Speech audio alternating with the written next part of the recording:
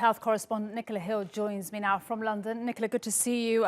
Tilly there just called it a cure a day. Tell us more about this treatment for cystic fibrosis patients, and how effective is it? Is it really a cure, as Tilly said? Well, I think her words are really quite accurate.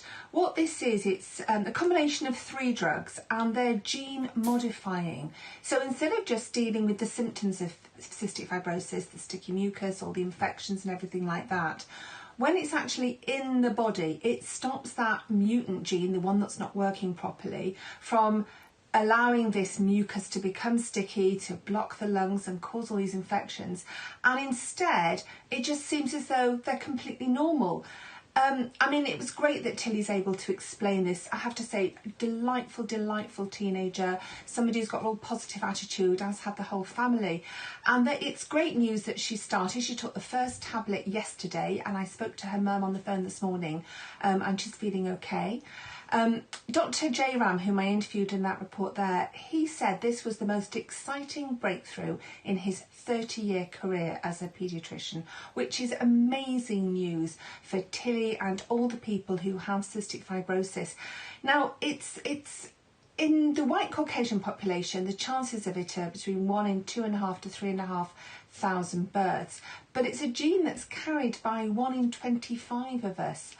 And I remember when they first found the cystic fibrosis gene, I think that was in 1989, and they thought then that they were going to be able to do gene replacement, effectively eradicate it, but they haven't been able to.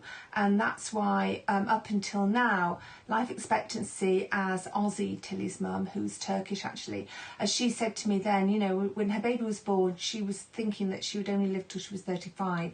Now that's been extended to about 40, 50. But with this treatment, it's even longer.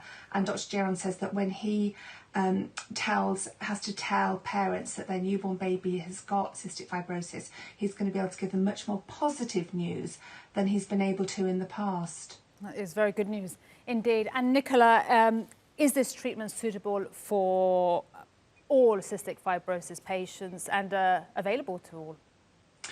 Well, it's possible to help apparently 90% of people who've got cystic fibrosis over the age of 12. They have the genes that this combination of drugs can actually modify. Yeah, is it available to all? It's expensive. Certainly here in the UK, there was a major campaign to allow it to be given to people on the NHS. There was a lot of people complaining that it was too expensive, so a deal was struck between the government here in the UK and the pharmaceutical company that manufactures it. I think similar things have happened in other European countries.